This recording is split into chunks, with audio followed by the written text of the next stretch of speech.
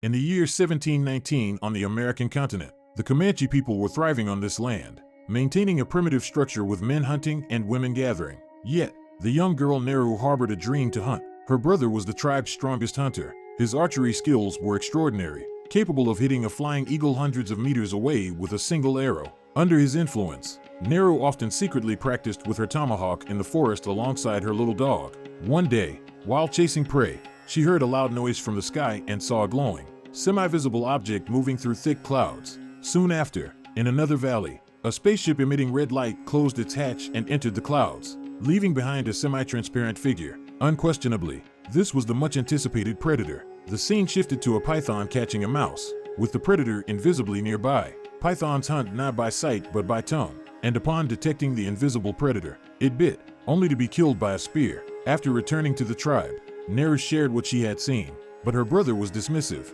preoccupied with a lion that had injured someone.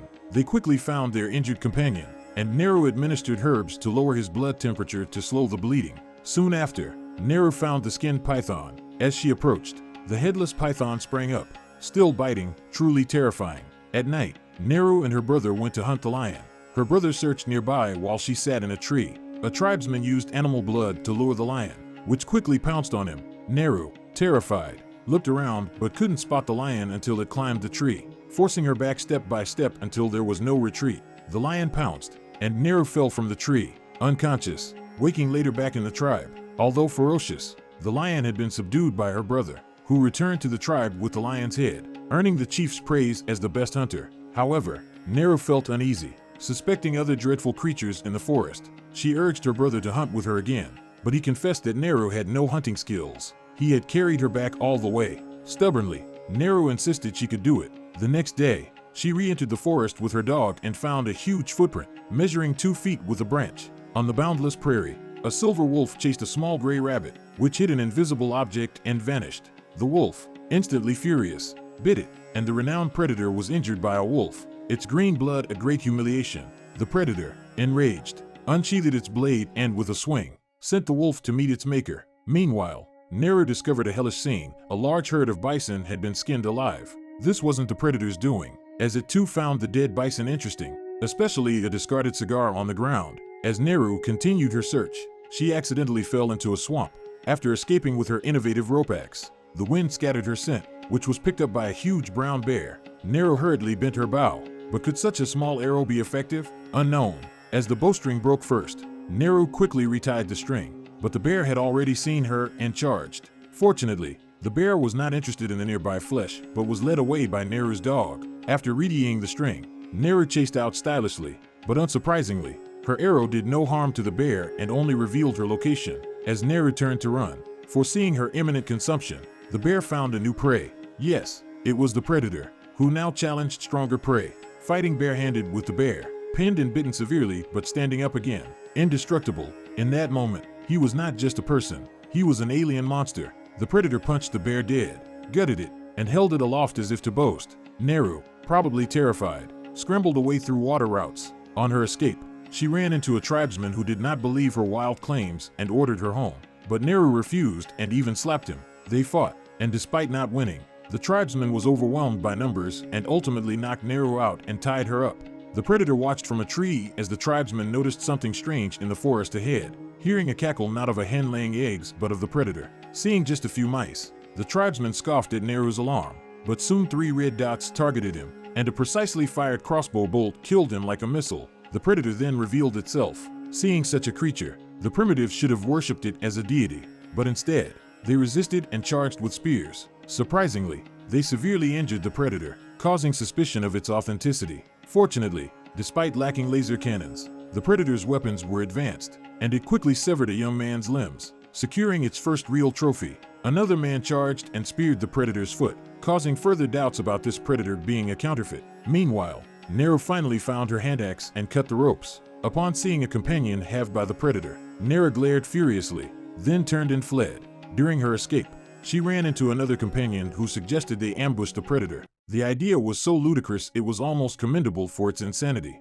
The companion readied his bow and told Neru they had the predator locked in. Neru, having a moment of clarity, realized they were the ones locked in. She grabbed her companion and ran. Given the speed, The predator could catch up in minutes. True to form, blood splattered. The companion was fatally wounded, and only Neru was left. Unfortunately, she stepped into a trap, and the predator was already beside her, leaving her seemingly without hope. Unexpectedly, several men appeared, and the predator was frightened off by their shotguns. Neru had escaped one danger only to fall into another, encountering a group of overseas poachers who had killed the bison and now captured her and her brother.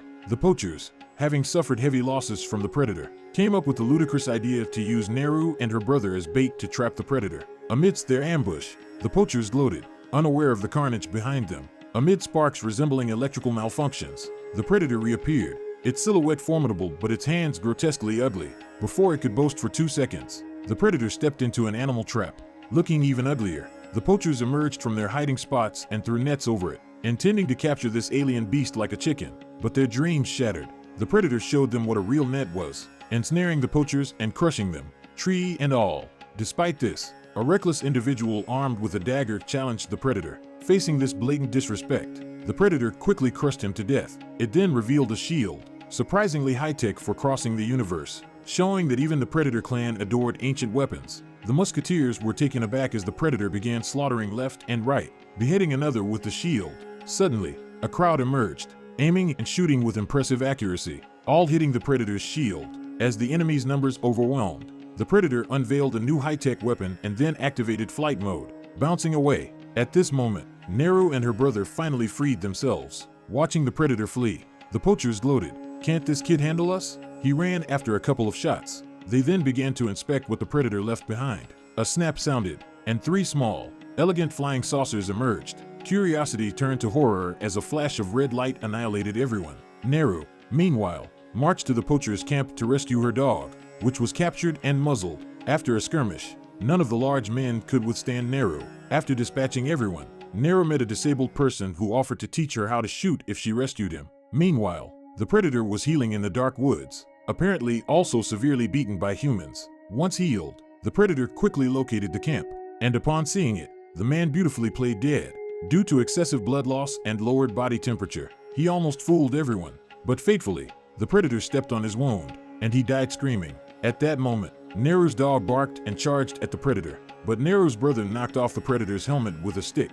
Neru then discovered the predator's vulnerabilities. It could not detect if the temperature was low enough, and its mask was used to aim and fire arrows. Following the red dots, Neru's brother, riding a tall horse, inflicted a severe wound on the predator with a spear, then engaged in close combat. The predator, realizing it was outmatched, cleverly turned invisible. Neru's brother, enraged, yelled into the air, "Come out and fight me one-on-one." But he was then impaled high by the predator. To let his sister escape, the brother held off the predator with his life. The surviving Neru decided at all costs to avenge her brother, setting the stage for an ultimate battle between a primitive young girl and an alien creature. After consuming herbs that lowered her body temperature, she used an injured poacher to lure the predator, then stood behind it and shot directly at its forehead, knocking off the helmet. Neru grabbed the helmet and ran, quickly setting a trap with it. The predator followed, and Neru leaped from a tree onto the predator, hacking it until it bled profusely. At a critical moment, Neru's dog played a major role, causing the predator's spear to miss its target. Neru scrambled to her feet and ran, with the predator in hot pursuit.